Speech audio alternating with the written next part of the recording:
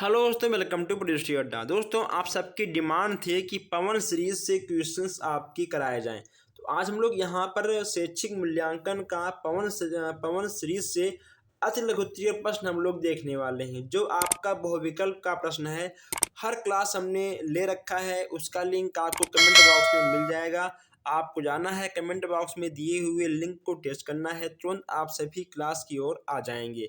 एक क्लास देख लीजिए, बस आपका कल्याण हो जाएगा। यहाँ पे आपका पेपर और नोट्स भी मिल रहा है, आप नोट्स लीजिए।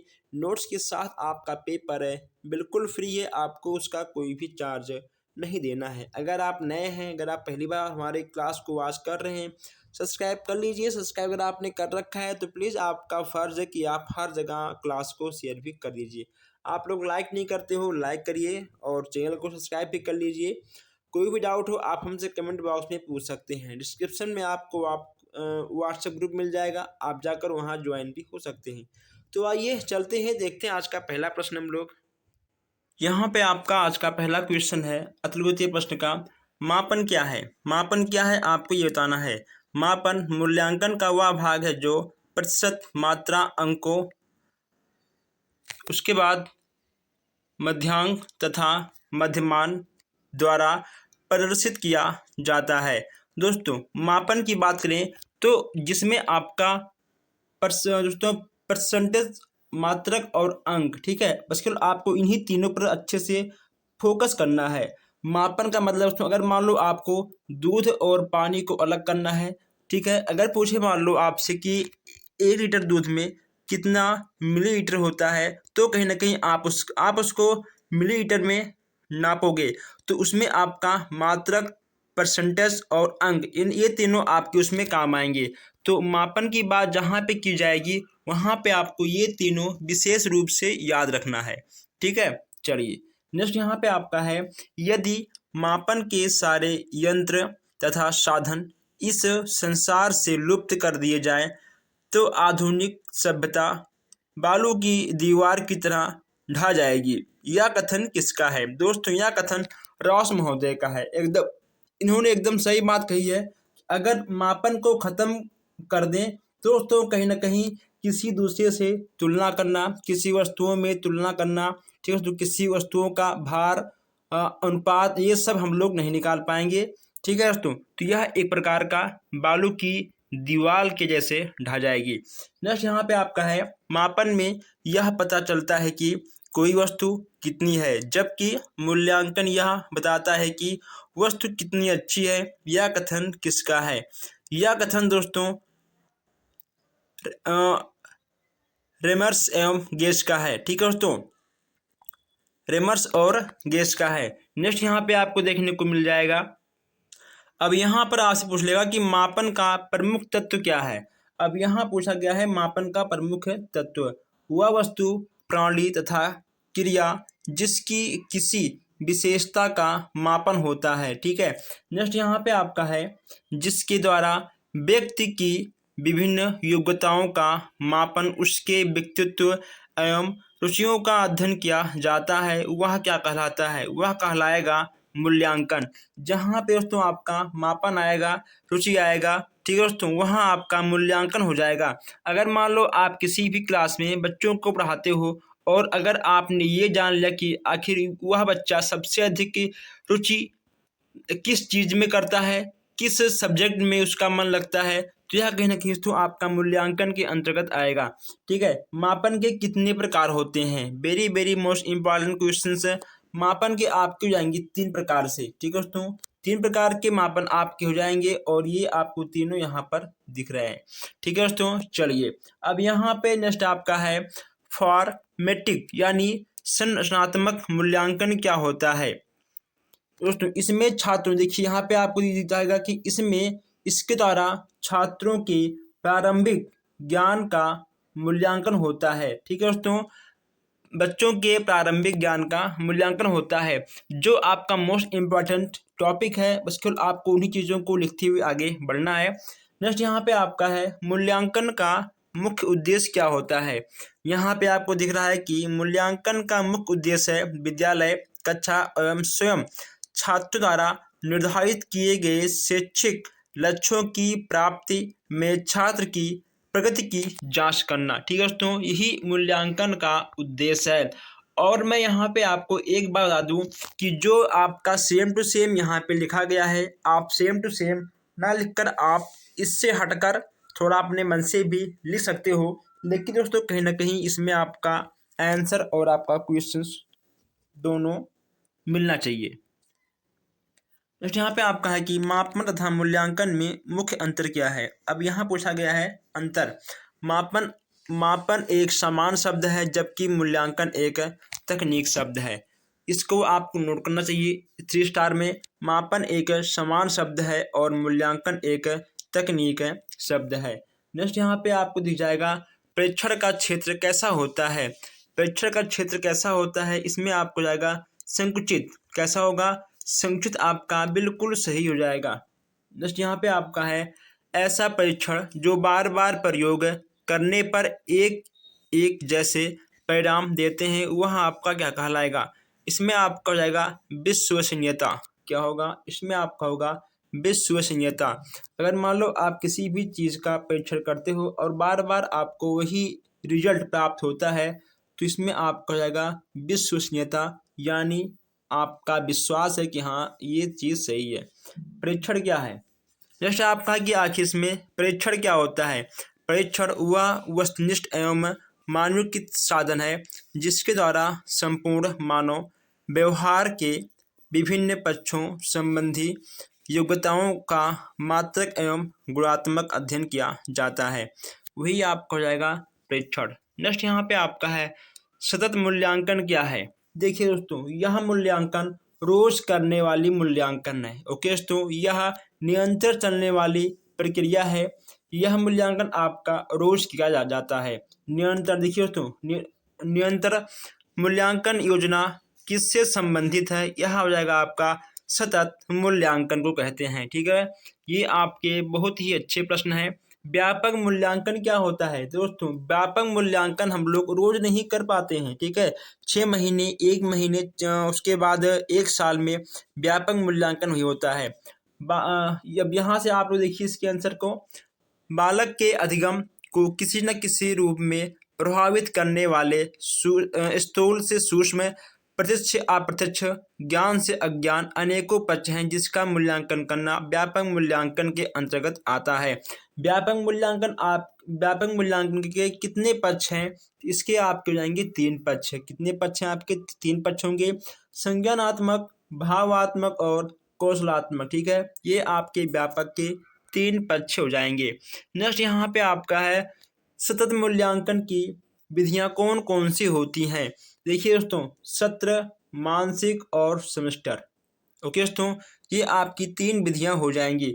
मूल्यांकन के कितने प्रकार होते हैं, मूल्यांकन के कितने पक्ष होते हैं, यहाँ देखिए आप लोग संज्ञानात्मक, भावात्मक और कौशलात्मक। ये आपके मूल्यांकन के 3 पक्ष हो जाएंगे। कितने पक्ष आपके होंगे, आपके 3 पक्ष हो जाएंगे। दोस्तों आप यहाँ से लेकर यहाँ तक इन प्रश्नों को 3 स्टार में लिखिए। यहाँ से प्रश्न आपका जरूर फंसेगा। ठीक है, ये प्रश्न आपके अक्सर आने वाले प्रश्न हैं। नेक्स्ट यहाँ पे आपका है कि ब्लूम ने मूल्यांकन के संज्ञानात्मक पक्ष को क्रियाओं को कितने वर्गों में विभाजित किया है। इसमें आपका हो जाएगा 6 वर्गों में विभाजित किया है। कितने वर्गों में, ब्लूम ने मूल्यांकन के संज्ञानात्मक पक्ष को 6 वर्गों में विभाजित किया है। नेक्स्ट यहाँ पे आपका है असमेटिव मूल्यांकन, यानी आपका आकलिक मूल्यांकन क्या होता है। देखिए दोस्तों, आकलिक मूल्यांकन योगात्मक मूल्यांकन भी कहलाता है। ठीक है, अब यहाँ आप इसको लिख लीजिए कि आकलिक मूल्यांकन और योगात्मक मूल्यांकन दोनों एक होते हैं। इसके द्वारा छात्रों की संज्ञानात्मक पक्ष, भावात्मक पक्ष और क्रियात्मक पक्ष का मूल्यांकन किया जाता है। आकलिक मूल्यांकन से संज्ञानात्मक, भावात्मक और क्रियात्मक पक्ष का मूल्यांकन किया जाता है। किसका, छात्रों का। ठीक है, आकलिक मूल्यांकन या आपका योगात्मक मूल्यांकन, ये आपके दोनों सेम हो जाएंगे। आइए अब यहाँ हम आगे बढ़ते हैं। नेक्स्ट यहाँ पे आपका है शैक्षिक मापन के कितने स्तर हैं। शैक्षिक मापन के कितने स्तर हैं। शैक्षिक मापन के आपके 4 स्तर हैं। दोस्तों कितने स्तर हैं आपके, 4 स्तर हैं। कौन कौन, शाब्दिक स्तर, कर्मिक स्तर, अंतराल स्तर और अनुपात स्तर। ठीक है, शाब्दिक कर्मिक अंतराल अनुपात, शाब्दिक कर्मिक अंतराल अनुपात, शाब्दिक कर्मिक अंतराल अनुपात, आप इसको ऐसे याद कर सकते हो, बहुत ही आसान है।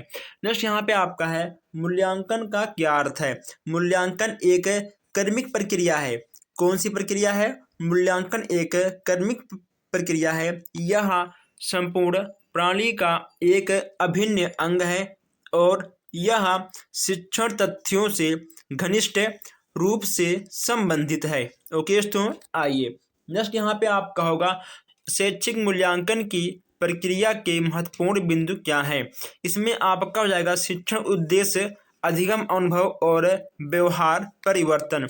नेक्स्ट यहाँ पे आपका क्या होगा, नेक्स्ट यहाँ पे आपका हो जाएगा मूल्यांकन के क्षेत्र में छात्र के व्यक्तित्व के कौन कौन से अंग आते हैं। इसमें आपको जाएगा ज्ञान, कुशलताएं, रुचियां, योग्यताएं और बुद्धि, ये आपके पांचों आ जाएंगे। दोस्तों ये सब आपके वेरी वेरी मोस्ट इंपॉर्टेंट प्रश्न हैं। आप इन सब क्वेश्चंस को जरूर याद करके नोट करके अपने दिमाग में ठूस ठूस के भर के जाइएगा। मूल्यांकन के सोपान है। मूल्यांकन के कितने सोपान हैं? मूल्यांकन के 3 सोपान हैं। कितने दोस्तों? आपके 3। ये पक्ष सोपान, इन सबको आपको याद करके जाना है। ठीक है, मूल्यांकन के पक्ष, मूल्यांकन के सोपान, इसके बाद यहाँ पे आपका मूल्यांकन का शाब्दिक अर्थ है। ओके दोस्तों, अब यहाँ देखिए, यहाँ पर भी आप इसको भी देख लीजिए, नहीं छूट जाएगा ये। मूल्यांकन की प्रशासनिक आवश्यकता किस कारण होती है? मूल्यांकन की प्रशासनिक आवश्यकता शैक्षिक स्तर की जांच करने के लिए होती है। अब मूल्यांकन का शाब्दिक अर्थ यहाँ पूछा गया है, मूल्य प्लस अंकन। ठीक है दोस्तों, मूल्य प्लस अंकन यानी मूल्य को आंकने वाला क्या? मूल्यांकन। ये आपका दोस्तों हो जाएगा शाब्दिक अर्थ होगा मूल्य प्लस अंकन। अब आगे बढ़ते हैं। नेक्स्ट यहाँ पे आपका जाएगा कि मूल्यांकन की परिभाषा बताना है। इसमें आपका मूल्यांकन, अब यहाँ देखिए इसका परिभाषा, मूल्यांकन में व्यक्ति या समाज तथा दोनों की दृष्टि से जो अच्छा है अथवा वांछनीय है उसको मानकर चला जाता है। यहाँ पे आपका जाएगा शैक्षिक मूल्यांकन की प्रक्रिया किस प्रकार की है। शैक्षिक मूल्यांकन की प्रक्रिया चहुमुखी है। कैसी है? चहुमुखी है, डॉक्टर पटेल के अनुसार है।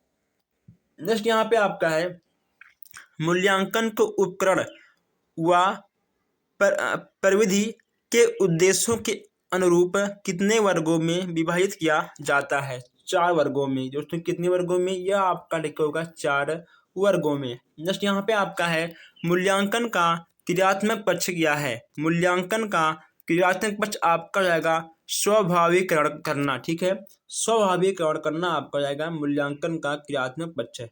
बोध क्या है दोस्तों? बोध क्या होता है? बोध किसी वस्तु के भाव को ग्रहण करने की योग्यता होती है। बोध किसी वस्तु के भाव को ग्रहण करने की योग्यता होती है। किसी वस्तु के भाव को ग्रहण करने की योग्यता को क्या कहते हैं? उसे बोध कहते हैं। क्या कहते हैं? उसे बोध कहते हैं। ठीक है दोस्तों, आप हर क्वेश्चन को ऐसे 2 बार 3 बार पढ़िए, उल्ट पुल्ट के आपको कन्फर्म याद हो जाएगा।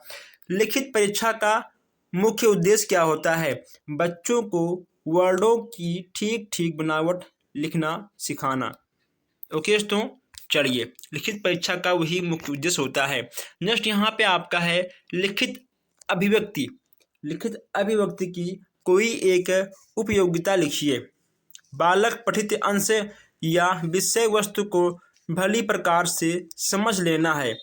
ठीक है, यही दोस्तों आपका लिखित अभिव्यक्ति के एक उपयोगिता हो जाएंगे। नेक्स्ट यहाँ पे आपका है मौखिक अभिव्यक्ति के साधन क्या क्या हैं। कहानी कथन, भाषण, कविता, पाठ, विचार विमर्श, ये आपके मौखिक अभिव्यक्ति के साधन हो जाएंगे।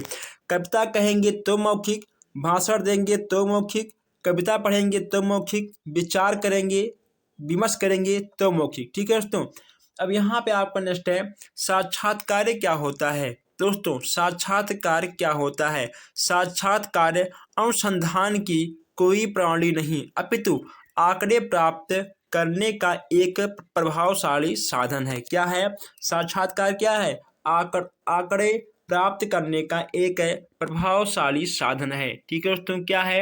एक साधन है। नेक्स्ट यहाँ पे आपका हो जाएगा साक्षात्कार प्रक्रिया का एक दोष बताइए। इससे आंकड़े एकत्रित करने में अपेक्षाकृत समय अधिक लगता है, अतः यह विधि व्यवहारिक नहीं होती है। साक्षात्कार में दोस्तों उसमें करके दिखाना पड़ता है ना, तो उसमें थोड़ा अधिक टाइम लगता है, तो साक्षात्कार अधिक नहीं होता। एक अच्छे परीक्षण का मुख्य गुण क्या होता है? अच्छे परीक्षण सप्रयोजन एवं उद्देश्यपूर्ण होता है।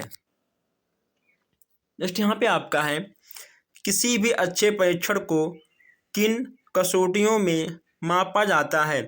एक अच्छे परीक्षण को दो प्रकार की कसौटियों में मापा जाता है।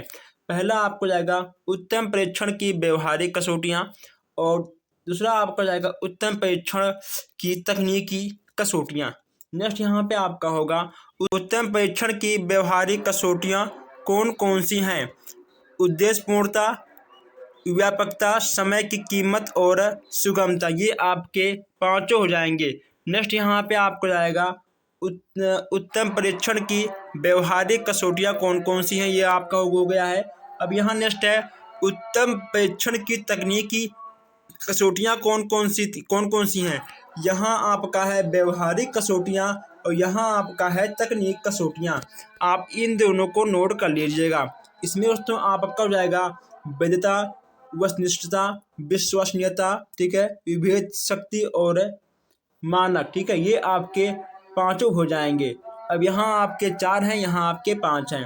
नेक्स्ट यहाँ पे आपका है वस्तुनिष्ठ परीक्षण की कोई एक विशेषता बताइए। इस परीक्षण में ऐसे प्रश्न होते हैं जिनके उत्तर निश्चित एवं संक्षिप्त होते हैं। क्या होता है? निश्चित और संक्षिप्त होते हैं। नेक्स्ट यहाँ पे आपको जाएगा कि वस्तुनिष्ठ परीक्षण का कोई एक दोष बताइए।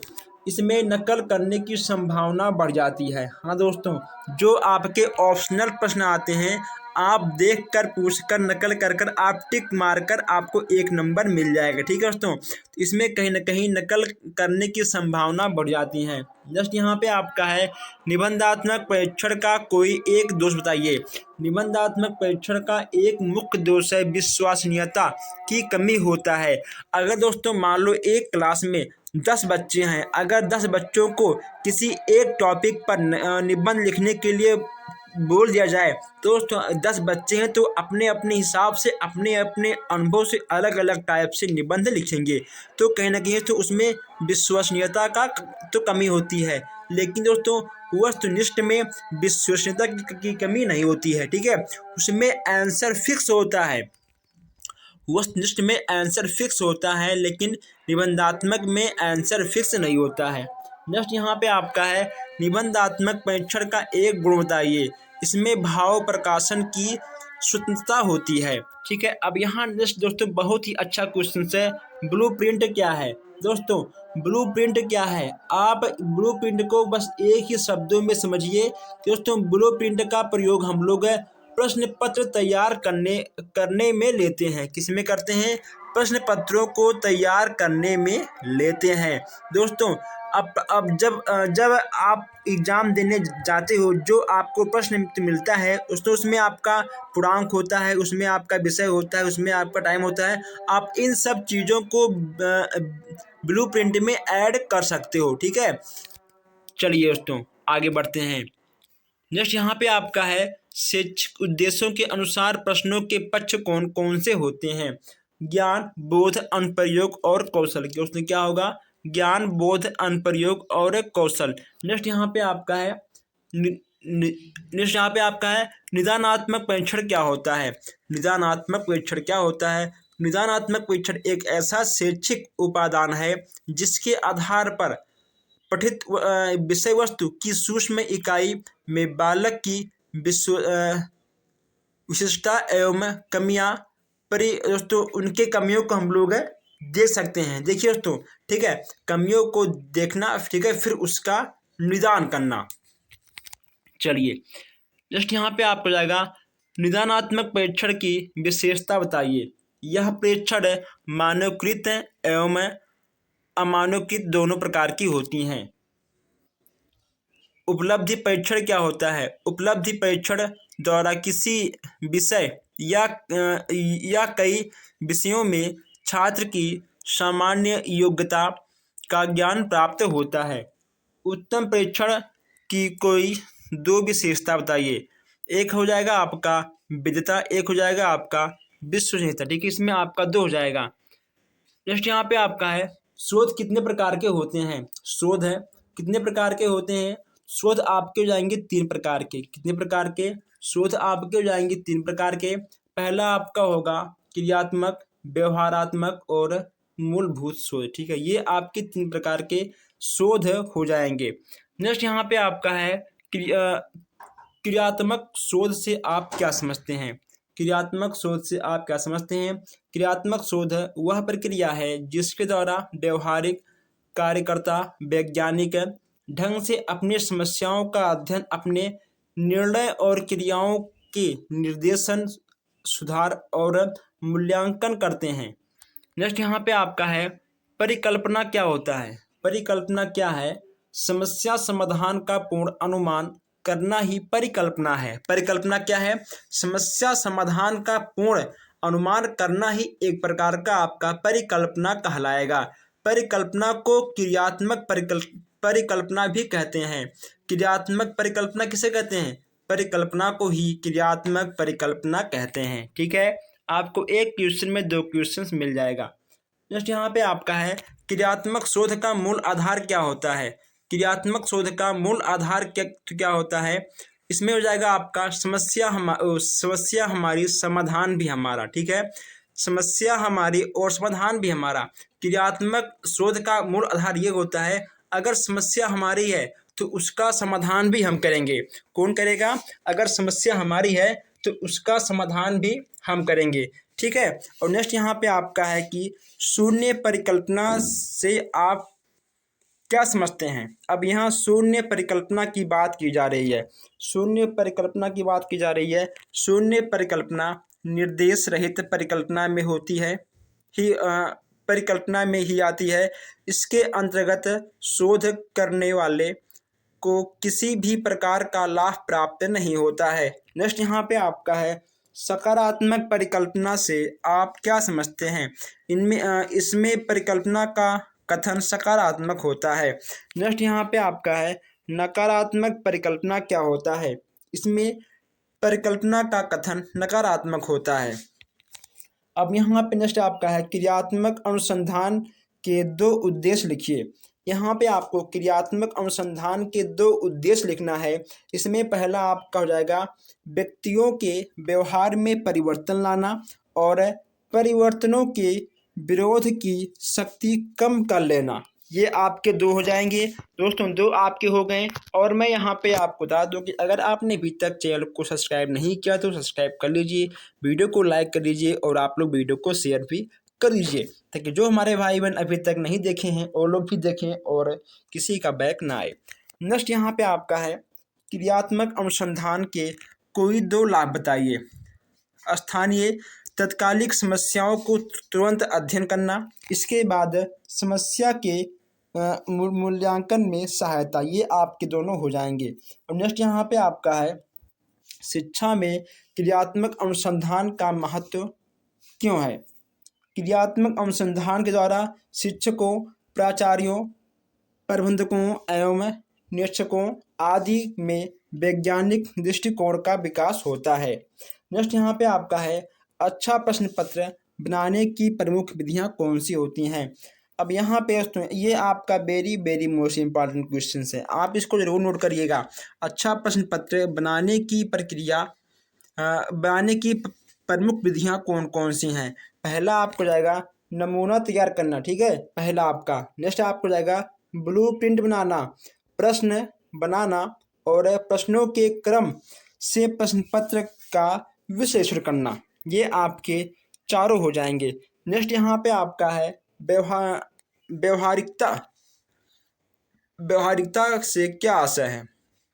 व्यवहारिकता से आशय यह है कि परीक्षा का प्रयोग सरलता से किया जा सके तथा परीक्षा का मूल्यांकन भी सरलता से हो सके। ठीक है, क्रियात्मक परिकल्पना क्या है। क्रियात्मक परिकल्पना क्या होता है। क्रियात्मक परिकल्पना क्रियात्मक शोध का एक मुख्य कारण चरण है। नेक्स्ट यहाँ पे आपका है निर्देशित परिकल्पना क्या है। जब शोधकर्ता को परिकल्पना द्वारा उचित दिशा प्राप्त होती है तो उसे निर्देशित परिकल्पना कहते हैं। नेक्स्ट यहाँ पे आपका है निर्देशित परिकल्पना कितने प्रकार की होती है। निर्देशित परिकल्पना दो प्रकार की होती है, एक होता है आपका सकारात्मक और एक होता है आपका नकारात्मक। निर्देशित परिकल्पना कितने प्रकार की होती है, आपका हो जाएगा दो प्रकार का, सकारात्मक और नकारात्मक। नेक्स्ट यहाँ पे आपका है कि क्रियात्मक शोध के कितने चरण हैं। क्रियात्मक शोध के कितने चरण हैं, आपका हो जाएगा 6 चरण हैं। कितने आपके हो जाएंगे क्रियात्मक शोध के 6 चरण। ठीक है, चलिए प्रश्न कितने प्रकार के होते हैं। दोस्तों प्रश्न कितने प्रकार के होते हैं, अब आप बताइए आपके एग्जाम में प्रश्न कितने प्रकार के हैं।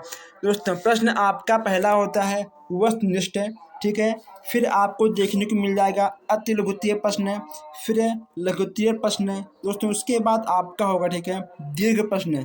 दोस्तों दीर्घ प्रश्न आपके इस एग्जाम में नहीं मिलेगा, बस केवल आपको 3 टाइप के प्रश्न मिलते हैं, क्योंकि दोस्तों इसमें टाइम भी कम होता है। ठीक है, इसलिए आपको दीर्घ प्रश्न नहीं मिलते हैं इस एग्जाम में, बस केवल आपको मिलेंगे वस्तुनिष्ठ प्रश्न, अति लघु प्रश्न और लघु प्रश्न। इसलिए केवल ही आपके 3 प्रकार के मिलते हैं, क्योंकि इसका टाइमिंग कम होता है इसलिए। आगे बढ़ते हैं। नेक्स्ट यहाँ पे आपका है विश्वसनीयता से आपका क्या आशा है। विश्वसनीयता से तात्पर्य ऐसे परीक्षण से है जिसमें बार बार प्रयोग करने पर एक जैसे परिणाम प्राप्त होते हैं। इस पर हम लोग बात कर चुके हैं। शिक्षण अधिगम तथा मूल्यांकन में संबंध को स्पष्ट करिए। शिक्षण के द्वारा अधिगम सीखने सिखाने की प्रक्रिया पूर्ण होती है। ओके दोस्तों, जब अधिगम की प्रक्रिया पूर्ण होती है तब अधिगम स्तर की जांच अर्थात मूल्यांकन किया जाता है। इस प्रकार स्पष्ट है कि शिक्षण अधिगम तथा मूल्यांकन एक दूसरे से संबंधित हैं। आगे बढ़ते हैं। नेक्स्ट यहाँ पे आपको देखने को मिल जाएगा मूल्यांकन की परिभाषा कीजिए। दोस्तों मूल्यांकन को परिभाषित कीजिए। ठीक है, यहाँ पे आपको मूल्यांकन को परिभाषित करना है। मूल्यांकन वह प्रक्रिया है जिसके द्वारा शिक्षण एवं छात्र यह निर्णय करते हैं कि शिक्षण लक्ष्यों को प्राप्त किया जा सकता है या नहीं। नेक्स्ट आपका है शैक्षिक मापन का क्या अर्थ है। मापन मूल्यांकन का वह भाग है जो बालक की शैक्षिक योग्यता को प्रतिशत मात्रा अंकों में प्रदर्शित करता है। परीक्षण से आप क्या समझते हैं। किसी व्यक्ति के व्यवहार का अध्ययन करने की प्रक्रिया ही परीक्षण है। मूल्यांकन के 2 प्रमुख पक्षों का उल्लेख करिए। एक आपका ज्ञानात्मक पक्ष, एक आपका भावात्मक पक्ष। मूल्यांकन के प्रमुख पक्ष कितने हैं। मूल्यांकन के प्रमुख पक्ष आपके 2 हो जाएंगे। एक आपका होगा ज्ञानात्मक और दूसरा आपका होगा भावात्मक। ये आपके मूल्यांकन के 2 पक्ष हो जाएंगे। नेक्स्ट यहाँ पे आपको जाएगा व्यापक मूल्यांकन की आवश्यकता क्यों होती है। अब यहाँ पे आपका है व्यापक मूल्यांकन बालकों के अधिगम को प्रभावित करने वाले प्रत्येक कारण को मूल्यांकन के लिए व्यापक मूल्यांकन की आवश्यकता होती है। आप एक बार फिर सुन लीजिए, बालक के अधिगम को प्रभावित करने वाले प्रत्येक कारणों का मूल्यांकन करने के लिए व्यापक मूल्यांकन की आवश्यकता होती है। ठीक है, चलिए मूल्यांकन के 2 प्रमुख प्रकार बताइए। रचनात्मक एवं योगात्मक। ठीक है, रचनात्मक एवं योगात्मक। नेक्स्ट यहाँ पे आपका है अच्छे परीक्षण की विधता का क्या अभिप्राय है। इसमें आपको जाएगा अच्छे परीक्षण में वैधता से अभिप्राय है कि परीक्षण कितनी सत्ता से किसी का मापन करता है, जिसे मापन के उद्देश्यों के लिए उसे तैयार किया जाता है। दोस्तों नेक्स्ट आपका यहाँ पर है प्रश्न करने का प्रमुख उद्देश्य क्या होता है। प्रश्न करने का उद्देश्य यह है कि बालक के ज्ञान के स्तर का पता लगाना। ठीक है दोस्तों, अगर पूछे आपसे कोई कि आपका एग्जाम क्यों होता है, तो आपके ज्ञान के स्तर को जांचने के लिए ही एग्जाम होता है, वरना एग्जाम का कोई मतलब नहीं होता। ठीक है। अच्छे प्रश्नों को दो प्रमुख विशेषता बताइए। जो आपके अच्छे प्रश्न होते हैं उसके दो प्रमुख विशेषता कौन कौन से होते हैं आपको बताना है। इसमें आपका क्या होगा, देखिए दोस्तों, इसमें आपका हो जाएगा प्रश्न स्पष्ट भाषा में होनी चाहिए, ठीक है। प्रश्न ज़्यादा सरल या ज़्यादा कठिन ना हो, ठीक है दोस्तों। प्रश्न स्तर के आधार पर होना चाहिए। अगर मान लो कोई बालक क्लास 5 में है तो उसको क्लास 8 का प्रश्न मत दो, ठीक है। अगर बालक क्लास 5 में है तो आप उसको क्लास 4 और क्लास 5 के स्तर का क्वेश्चन दे सकते हो, या फिर आप क्लास 5 क्लास 6 का, ठीक है दोस्तों। आप और ज़्यादा उसे कठिन नहीं दे सकते हो, मीडियम साइज दो ताकि बच्चा उस क्वेश्चन को सॉल्व कर ले जाए। नेक्स्ट यहाँ पे आपका है शैक्षिक उद्देश्यों के अनुसार प्रश्नों के दो प्रमुख प्रकार बताइए, वस्तुनिष्ठ प्रश्न और निबंधात्मक प्रश्न। नेक्स्ट यहाँ पे आपका है कि क्रियात्मक शोध को परिभाषित कीजिए। कार्यक्षेत्र से संबंधित समस्या के कारणों को जानने व समाधान हेतु किया जाने वाला शोध क्रियात्मक शोध कहलाता है। नेक्स्ट यहाँ पे आपका है कि शिक्षा के क्षेत्र में क्रियात्मक शोध की क्या आवश्यकता है। शिक्षा के क्षेत्र में कम समय में अपनी सभी आवश्यकताओं का समाधान खोजना क्रियात्मक शोध में ही संभव होता है, ठीक है दोस्तों। क्रियात्मक क्षेत्र से ही संभव है। अब यहाँ आगे बढ़ते हैं। नेक्स्ट यहाँ पे आप हो जाएगा कि क्रियात्मक शोध के दो प्रमुख उपकरणों का उल्लेख करिए। अब यहाँ पूछा गया आपसे कि क्रियात्मक शोध के दो प्रमुख उपकरणों का उल्लेख आपको यहाँ पर करना है दोस्तों। तो यहाँ पे दो नहीं, यहाँ पे लिख के 3 हो गया है, साक्षात्कार, प्रश्नोत्तर और अवलोकन, ठीक है। ये आपकी 3 हो गए हैं, ठीक। चलिए कोई बात नहीं, लेकिन आप एग्जाम में 2 ही लिख कर आएंगे अगर आपसे 2 पूछेगा तो। नेक्स्ट यहाँ पे आपका है क्रियात्मक शोध में परिकल्पना का क्या अर्थ है। परिकल्पना क्या अर्थ है आप यहाँ पर बताना है कि परिकल्पना से तात्पर्य उन क्रिया विधियों से है जिनके द्वारा समस्या को समाप्त करने के लिए प्रयत्न किया जाता है। देखिए आपका सबसे नया क्वेश्चन है, शिक्षा में नवाचार का क्या अभिप्राय है।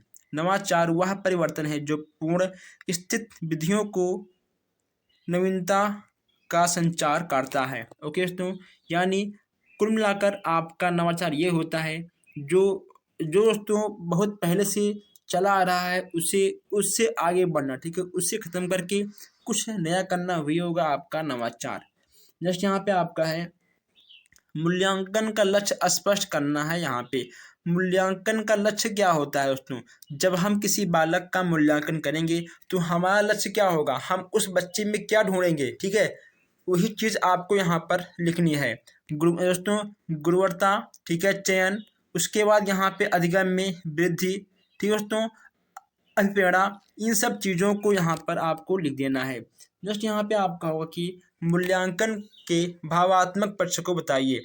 मूल्यांकन के भावात्मक पक्ष से आशय विद्यार्थी की भावों, रुचियों, दृष्टिकोणों, मूल्यों, ठीक है, इन सब का मूल्यांकन करना ही मूल्यांकन के भाव पक्ष में आ जाते हैं। नेक्स्ट यहाँ पे आपका होगा मूल्यांकन के अंतर्गत संज्ञान सागामी पक्ष से आपका क्या तात्पर्य है। मूल्यांकन के संज्ञात्मक पक्ष से संज्ञात्मक पक्ष के पश्चात भावात्मक तथा कौशलात्मक एवं व्यवहारात्मक पक्ष आता है, जिसे संज्ञान सागामी पक्ष भी कहा जाता है। मूल्यांकन के युग्म मूल्यांकन को स्पष्ट करिए। दोस्तों यहाँ पे मूल्यांकन से आपके भर भर के क्वेश्चन आते हैं, यानी मूल्यांकन से आपका प्रश्न आना 101% ठीक है। युग्म मूल्यांकन छात्र छात्राएं परस्पर एक दूसरे की सफलतापूर्वक मूल्यांकन कर सकते हैं। अब नेक्स्ट यहाँ पे आपका है सतत मूल्यांकन का आशय बताना है यहाँ पे आपको, ठीक है दोस्तों। इसमें आपका क्या होगा, देखिए दोस्तों, इसमें विद्यार्थियों के अनुभवों और व्यवहारों में होने वाले परिवर्तनों का लगातार मूल्यांकन किया जा सकता है, ठीक है दोस्तों। आज भी, कल भी, परसों भी, यानी रोज हम लोग मूल्यांकन कर सकते हैं। व्यापक मूल्यांकन का उद्देश्य क्या होता है। व्यापक मूल्यांकन का उद्देश्य विद्यार्थियों के सभी पक्षों सभी पक्षों संज्ञानात्मक, भावात्मक, कौशलात्मक एवं व्यवहारात्मक का मूल्यांकन करना, यह आपका व्यापक मूल्यांकन के अंतर्गत आएगा। नेक्स्ट यहाँ पे आपका है बच्चों की शैक्षिक अभिवृद्धि से आपका क्या आशय है। दोस्तों अब यहाँ बच्चों की शैक्षिक अभिवृद्धि की बात यहाँ पे की जा रही है। इसमें दोस्तों आपका जाएगा बच्चों की अभिवृद्धि का अर्थ है बालक में ढील डोल यानी उसकी लंबाई चौड़ाई, ठीक है दोस्तों, तथा भार में वृद्धि में उसके मांसपेशियों तथा शरीर की रचना में ही नहीं होती, वरन यह आंतरिक अंगों और मस्तिष्क में भी होता है। दोस्तों इसका मतलब यह है कि शैक्षिक अभिवृद्धि से आपका यही तात्पर्य है कि बच्चों की लंबाई चौड़ाई, उसकी मानसिक, ठीक है दोस्तों, उसकी शारीरिक, मस्तिष्क, उसकी तो मांसपेशियाँ, यानी हर चीज़ के बारे में जानना, उसका जांच करना। चलिए अब आगे बढ़ते हैं। नेक्स्ट यहाँ पे आपको जाएगा कि मूल्यांकन में जोड़ा बनाने वाले प्रश्नों से आपका क्या आशय है। आप लोगों ने देखा होगा कि क्लास 2 क्लास 3 में बच्चों को मिल जाते हैं दोस्तों, ठीक है, ऐसे कि इसका होगा, इसका होगा, ठीक है दोस्तों, इसका होगा, ठीक। तो ऐसे प्रश्न आपको मिल जाते हैं जोड़ा वाले। उससे क्या आशय है जोड़ा बनाने वाले। अब यहाँ देखिए आप लोग यहाँ देखिए, जोड़ा बनाने वाले प्रश्नों से आशय दी गई सूचियों में एक सूची, ठीक है दोस्तों, उसमें होगा आपका 2, एक इधर एक लेफ्ट एक राइट, ठीक है, के एकांशों को दूसरी सूची के एकांशों में मिलाना या जोड़ बनाया जाए, ठीक है दोस्तों। इसका मतलब है ये इतना नहीं आता है तो क्वेश्चन। चलिए अब यहाँ से क्वेश्चन आपका आने का चांस बनता है। क्रियात्मक शोध का उद्देश्य बताइए। क्रियात्मक शोध का उद्देश्य शिक्षा जगत के लोगों द्वारा विद्यालय की समान परिस्थितियों में वैज्ञानिक पद्धतियों का प्रयोग करते हुए शिक्षा जगत में समस्याओं का समाधान करना, ठीक है, यह आपका क्रियात्मक शोध के अंतर्गत आएगा। क्रियात्मक शोध से आपका क्या तात्पर्य है। क्रियात्मक शोध से तात्पर्य उस व्यवहारिक शोध से है जिससे विद्यालय से संबंधित लोगों द्वारा अनुभव की जाने वाली समस्याओं के वैज्ञानिक ढंग से हल करने का प्रयास स्वयं उनके द्वारा किया जाता है। अब यहाँ आगे बढ़ते हैं। नेक्स्ट यहाँ पे आपको देखने को मिल जाएगा क्रियात्मक शोध के उपकरणों के अंतर्गत अवलोकन का क्या तात्पर्य है।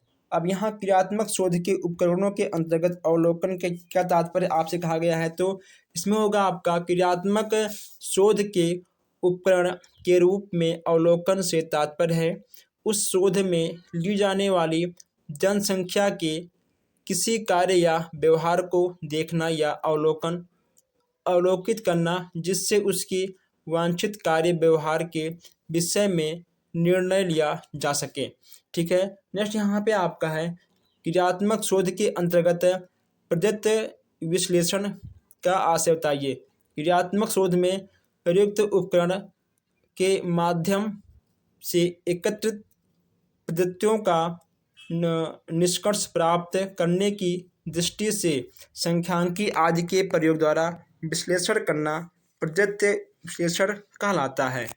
ओके दोस्तों चलिए आगे बढ़ते हैं।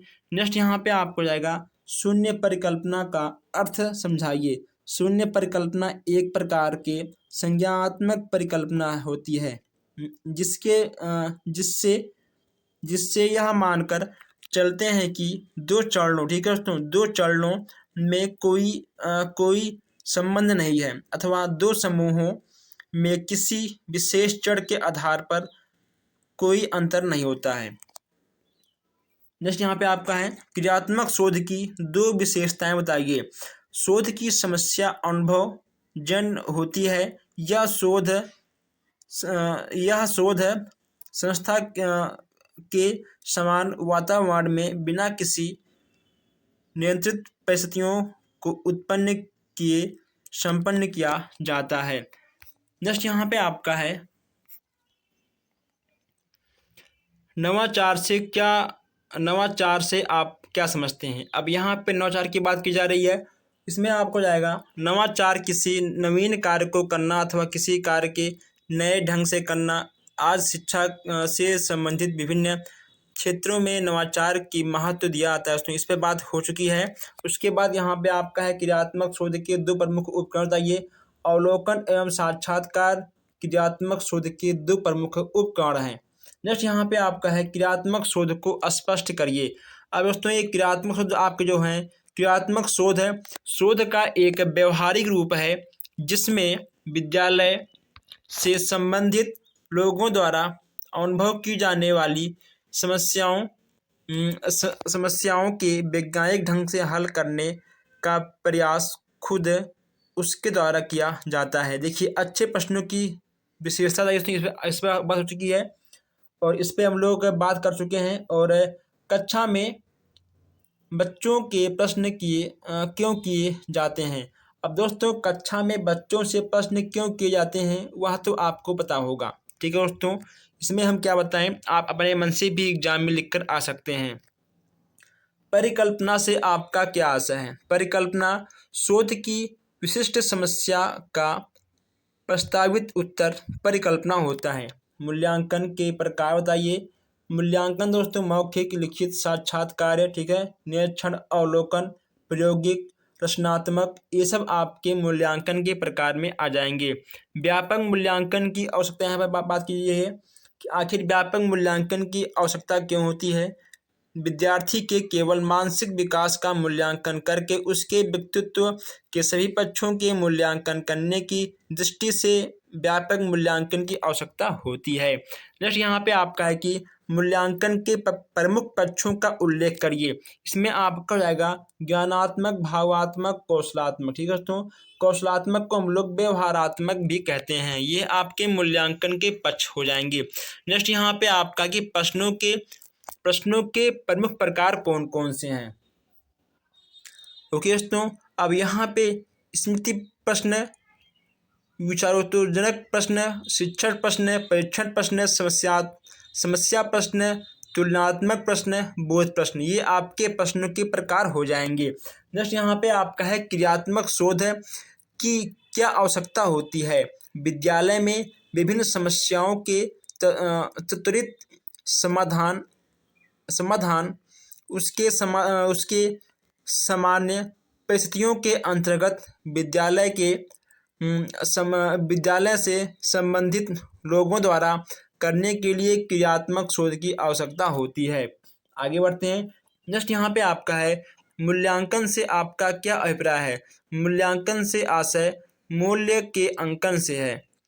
शिक्षा में मूल्यांकन से आशय विद्यार्थियों द्वारा प्राप्त किए गए शिक्षण के उद्देश्यों की सीमा ज्ञान करने की प्रक्रिया से लिया जाता है। नेक्स्ट यहाँ पे आपका ये शैक्षिक मापन किसे कहते हैं। शैक्षिक मापन की बात यहाँ की जा रही है। तो शैक्षिक मापन एक ऐसी गुणात्मक प्रक्रिया है जिसमें विद्यार्थियों के साथ ही शिक्षा एवं उसकी व्यवस्था से संबंधित व्यक्तित्व अथवा वस्तुओं के किन्हीं गुणों अथवा विशेषताओं का शैक्षिक उद्देश्य के क्रमबद्ध वर्णन किया जाता है। परीक्षण का अर्थ क्या होगा दोस्तों। परीक्षण का अर्थ यहाँ पे आपको बताना है। परीक्षण मापन हेतु प्रयोग किया जाने वाला एक ऐसा उपकार्य है जिनकी वैधता, विश्वसनीयता एवं वस्तुनिष्ठता को उसके प्रयोग किए जाने से पूर्ण सुनिश्चित कर लिया जाता है। क्रियात्मक शोध का मूल मंत्र क्या है।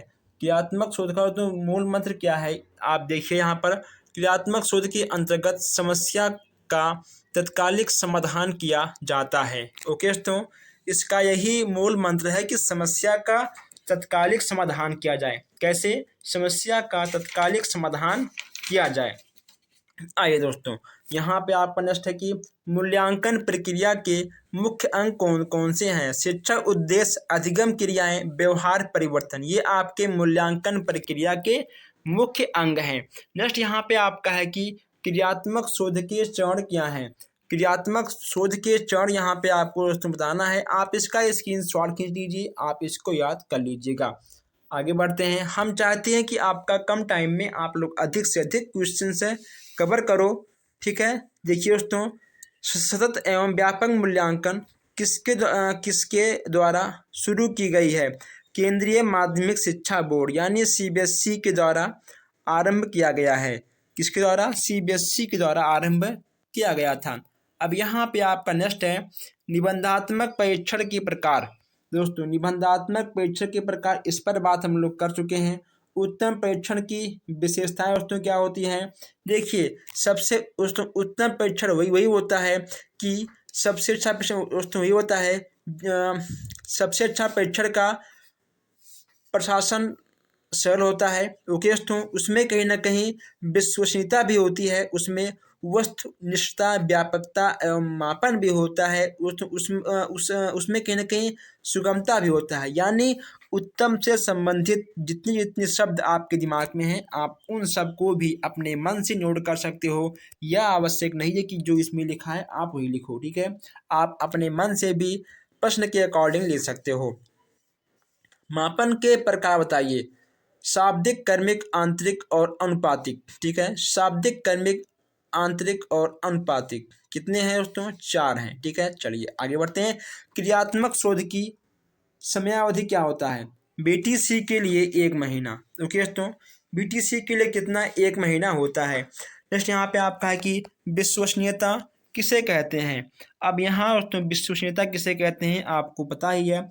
अगर हम किसी भी चीज़ को बार बार प्रयोग करते हैं, ओके दोस्तों, बार बार अगर हम लोग उसका परीक्षण करते हैं, उसका रिजल्ट बार बार एक ही आता है, वही आपका विश्वसनीयता के अंतर्गत आ जाएगा। नेक्स्ट यहाँ पे आपका है निदानात्मक परीक्षण किस प्रकार के छात्रों का किया जाता है? अब दोस्तों यहाँ पर देखिए, निदानात्मक परीक्षण किस प्रकार के छात्रों का क्या आता है? अगर दोस्तों किसी भी छात्र में कोई कमी होगी, ओके दोस्तों, उसी का हम लोग निदान करेंगे, ठीक है। उसी चीज़ को हम लोग ठीक करेंगे। हुआ आपका चाहे मस्तिष्क का रोग हो, शारीरिक रोग हो, ओके दोस्तों, उसका पिछड़ापन हो, किसी भी प्रकार का दोष होगा तो हम लोग निदानात्मक परीक्षण से ही बच्चे का ठीक करेंगे। उपचारात्मक परीक्षण के उद्देश्य आइए। उद्देश्य दोस्तों, उपचारात्मक परीक्षण के उद्देश्य है छात्रों के व्यवहार में परिवर्तन करना, छात्रों की योग्यताओं में वृद्धि करना, छात्रों के मानसिक तनाव के कारण शिक्षण कार्य में होने वाले अवरोध को दूर करना, ठीक है, और छात्रों में आत्मविश्वास जगाना। ये सब आपके उपचारात्मक परीक्षण के अंतर्गत आ जाएंगे। अब यहाँ पे नेक्स्ट आपका है कि दक्षता आधारित मूल्यांकन से आप क्या समझते हैं? दोस्तों, इसमें आपका हो जाएगा कि प्राथमिक स्तर पर छात्र छात्राओं की अधिगम प्रक्रिया का निर्माण सतत रूप से होता रहता है। इसके लिए दक्षता आधारित मूल्यांकन का प्रयोग किया जाता है। इसके अनुसार छात्रों द्वारा सीखे गए रचनात्मक कौशलों का आकलन होता है, ठीक है। ये आपके बिल्कुल सही हो जाएंगे। नेक्स्ट यहाँ पे आपका है कि शिक्षण प्रक्रिया की दृष्टि से ज्ञानात्मक पक्ष के स्तर कौन से होते हैं? ज्ञान, अवबोध, अनुप्रयोग और विश्लेषण, ठीक है। ये आपके शिक्षण प्रक्रिया के पक्ष हो जाएंगे। आप इसको नोट कर लीजिएगा, यहाँ से भी क्वेश्चंस आपका बन जाता है। नेक्स्ट यहाँ पे आपका हो जाएगा कि मूल्यांकन को परिभाषित कीजिए। देखिए दोस्तों, इसमें आपका हो जाएगा कि एनसीईआरटी के अनुसार शैक्षिक मूल्यांकन एक प्रक्रिया है जिसके अनुसार यह ज्ञात किया जाता है कि उद्देश्य किस सीमा तक प्राप्त किए गए हैं, कक्षा में दिए गए अधिगम अनुभव कहाँ तक प्रभावशाली सिद्ध हुए हैं, ठीक है, और कहाँ तक शिक्षा के उद्देश्य पूर्ण किए गए हैं। यहाँ आपका एनसीईआरटी के अनुसार है। किसके अनुसार है? एनसीईआरटी के अनुसार है। नेक्स्ट यहाँ पे आपको जाएगा कि शैक्षिक मूल्यांकन के कोई 2 उद्देश्य बताइए। अब यहाँ कल पूछा गया है आपसे 2 उद्देश्य और यहाँ पे आपको 6 उद्देश्य देखने को मिल रहा है। लेकिन बस केवल आपको एग्जाम में 2 ही लिखना है। जितना पूछेगा आपसे उतना लिखना है, आपको 1 भी % एक्स्ट्रा नहीं लिखना है, क्योंकि 1 नंबर के प्रश्न में आपको 1 ही नंबर मिलेगा। आप चाहे 2 लिखो चाहे 4 लिखो। आप इन चीज़ों को ज़रूर नोट कर लीजिएगा। नेक्स्ट यहाँ पे आपका है कि कौशलात्मक पक्ष का मूल्यांकन किस प्रकार किया जाता है। अब यहाँ पर देखिए दोस्तों, सबसे अच्छी बात यह है कि आप इन तीनों प्रश्नों का स्क्रीनशॉट खींचिए। ठीक है, आप इन तीनों प्रश्नों का स्क्रीनशॉट खींचिए। ये देखिए यहाँ पे आपका 18 बैच में 2-2 बार आए हुए क्वेश्चन हैं। ठीक है, और ऐसे क्वेश्चंस आपके एग्जाम में जरूर आ ही जाते हैं। शैक्षिक अनुसंधान में मूल्यांकन की क्या उपयोगिता है। शैक्षिक अनुसंधान में मूल्यांकन की क्या उपयोगिता है, ये भी यहाँ पे आपको देखने को मिल रहा है। ठीक है, सीखने की प्रेरणा, उसके बाद पाठ्यक्रम में परिवर्तन, शिक्षण में उन्नति, परीक्षण प्रणाली में सुधार और विद्यालयों में सुधार। ये आपके 5 पॉइंट हैं, इसको आप जरूर नोट कर लीजिएगा। अवलोकन का मूल्यांकन में क्या महत्व है। अवलोकन का मूल्यांकन में क्या महत्व है, हम आगे बात कर चुके हैं। ठीक है, और दोस्तों देखिए, अवलोकन का मतलब ये होता है, आप 100 बातों की एक बात तो समझो। अवलोकन दोस्तों ये होता है कि हम बिना लिखित देखो हम लोग मतलब अपने माइंड से बच्चों के हाव भाव को देखकर हम समझ जाएं कि आखिर बच्चे में क्या कमी है, बच्चे का मन किस में लग रहा है। यानी बच्चों के हाव भाव से ही उसका अवलोकन करना कहलाएगा। ठीक है दोस्तों, चलिए आगे बढ़ते हैं। यहाँ पे आपका नेक्स्ट क्वेश्चन क्या है। नेक्स्ट यहाँ पे आपका आ चुका है नवाचार। देखिए, हमने आपसे कहा था आगे कि नवाचार का मतलब ये होता है कुछ भी नया करना। ठीक है, कुछ भी नया करना, जैसे मान लो बच्चों को पढ़ाने के संबंध में कुछ नया स्टेप उठाना। ठीक है दोस्तों, नए चीज़ों का शुरुआत करना, यह सब आपका नवाचार के अंतर्गत आ जाएगा। ठीक है, यहाँ पे आपको ऐसे कुछ पॉइंट देखने को मिल जाएंगे। नेक्स्ट आप यहाँ पे आपका है रचनात्मक मूल्यांकन क्यों आवश्यक है। इस पर हम आगे बात कर चुके हैं। क्रियात्मक अनुसंधान पर भी हम दोस्तों बात कर चुके हैं। ठीक है, परीक्षण की बेहता, ये क्वेश्चंस आपके बार बार घूम घूम आते रहते हैं। अब यहाँ फिर आप देखिए, शिक्षा में नवाचार का अर्थ है, नवाचार वह विचार है जिसके मानने या स्वीकार करने वाला उसे नवीन विचार के रूप में देखता और अनुभव करता है, वही आपका नवाचार के संबंध में आ जाएगा। ठीक है, आपका 17 बैच, 18 बैच, 19 बैच, यही सब क्वेश्चंस आपके घूम घूम आते रहते हैं। यहाँ पे आपका नेक्स्ट है शैक्षिक शोध का अर्थ स्पष्ट करिए और क्रियात्मक शोध का अर्थ स्पष्ट करिए। शैक्षिक और क्रियात्मक पर भी हम आगे बात कर चुके हैं, आपको आगे मिल गया होगा। अगर आपने स्टार्टिंग से देखा है तो आपको आगे यह क्वेश्चंस मिला होगा। ठीक है, अगर आपने ध्यान नहीं दिया तो आप इसका स्क्रीनशॉट भी खींच सकते हो। अब यहाँ आगे बढ़ते हैं। क्रियात्मक शोध, क्रियात्मक शोध के 2 प्रमुख उपकरण कौन कौन से हैं। अवलोकन और साक्षात्कार क्रियात्मक शोध के 2 प्रमुख उपकरण हैं। कौन कौन से, क्रियात्मक और तो अवलोकन और साक्षात्कार, ये क्रियात्मक शोध के 2 प्रमुख उपकरण हैं। देखिए, ये आपका 19 में आया था, 18 में आया था। हमने आपसे पहले ही कहा कि एक ही क्वेश्चन बार बार घूमता रहता है। अब यहाँ पे आपका है परिकल्पना क्या होता है।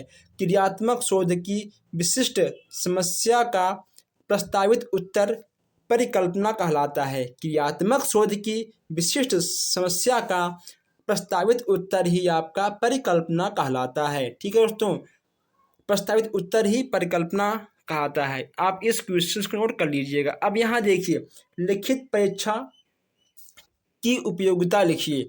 अब यहाँ पे आप बताइए, इसमें आप बहुत कुछ लिख सकते हो। ठीक है, आप लिखित परीक्षा की उपयोगिता के बारे में बहुत कुछ लिख सकते हो। इसके बाद यहाँ पे आपका है सामाजिक कौशल मूल्यांकन के उपकरण कौन कौन से हैं। अब यहाँ आपसे सामाजिक कौशल की बात की जा रही है। उसके बाद यहाँ पे आपका है सामाजिक दृष्टिकोण से मूल्यांकन की आवश्यकता क्यों है।